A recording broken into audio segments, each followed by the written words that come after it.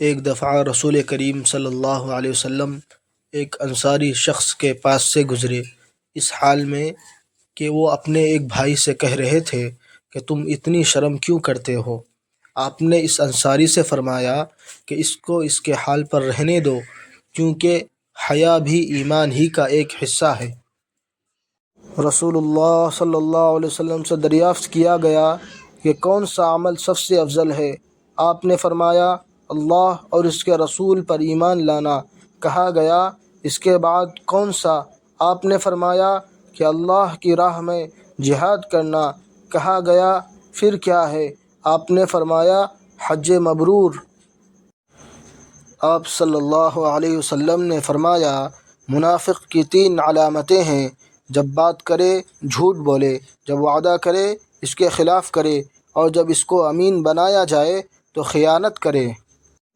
عبد الرحمن بن ابی بکر ایک مرتبہ آئے، ان کے ہاتھ میں مسواک تھی جسے وہ استعمال کیا کرتے تھے۔ رسول اللہ صلی اللہ علیہ وسلم نے بیماری کی حالت میں ان سے کہا عبد الرحمن یہ مسواک مجھے دے دے۔ انہوں نے دے دی۔ میں نے اس کے سرے کو پہلے توڑا، یعنی اتنی لکڑی نکال دی جو عبد الرحمن اپنے منہ سے لگایا کرتے تھے، پھر اسے چبا کر رسول اللہ صلی اللہ علیہ وسلم کو دے دیا۔ حضرت صلی اللہ علیہ وسلم نے اس سے دانت صاف کیے اور آپ صلی اللہ علیہ وسلم اس وقت میرے سینے پر ٹیک لگائے ہوئے تھے۔ رسول کریم صلی اللہ علیہ وسلم نے فرمایا ایک مسلمان دوسرے مسلمان کا بھائی ہے، پس اس پر ظلم نہ کرے اور نہ ظلم ہونے دے۔ جو شخص اپنے بھائی کی ضرورت پوری کرے اللہ تعالیٰ اس کی ضرورت پوری کرے گا۔ جو شخص کسی مسلمان کی ایک مصیبت کو دور کرے اللہ تعالیٰ اس کی قیامت کی مصیبتوں میں سے ایک بڑی مصیبت کو دور فرمائے گا۔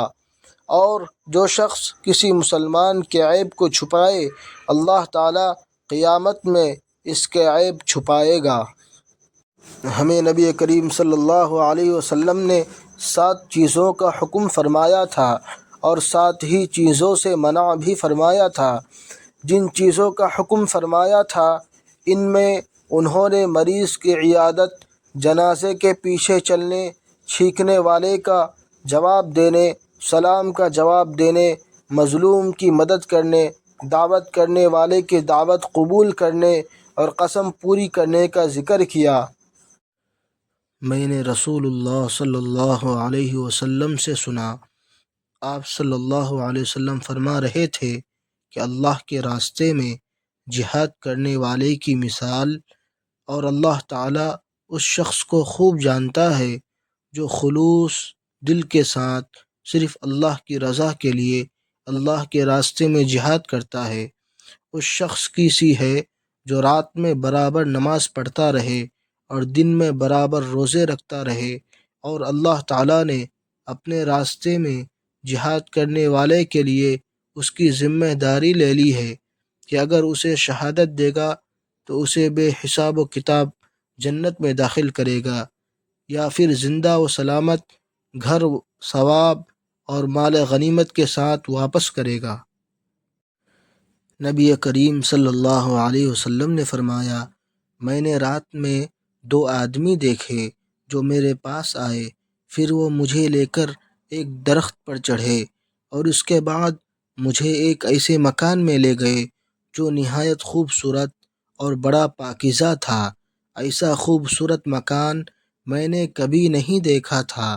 ان دونوں نے کہا یہ گھر شہیدوں کا ہے۔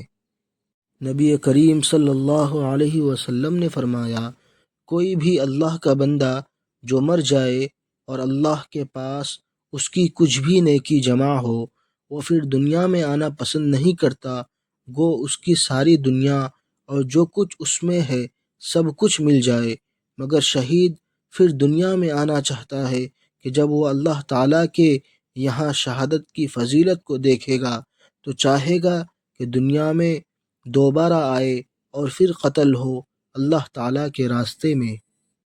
اللہ تعالیٰ خوب جانتا ہے کہ اس کے راستے میں کوئی زخمی ہوا ہے، وہ قیامت کے دن اس طرح سے آئے گا کہ اس کے زخموں سے خون بہہ رہا ہوگا، رنگ تو خون جیسا ہوگا لیکن اس میں خوشبو مسک جیسی ہوگی۔ نبی کریم صلی اللہ علیہ وسلم نے فرمایا، کوئی شخص بھی ایسا نہ ہوگا جو جنت میں داخل ہونے کے بعد دنیا میں دوبارہ آنا پسند کرے، خواہ اسے ساری دنیا مل جائے سوائے شہید کے۔ اس کی یہ تمنا ہوگی کہ دنیا میں دوبارہ واپس جا کر 10 مرتبہ اور قتل ہوں اللہ کے راستے میں، چونکہ وہ شہادت کی عزت وہاں دیکھتا ہے۔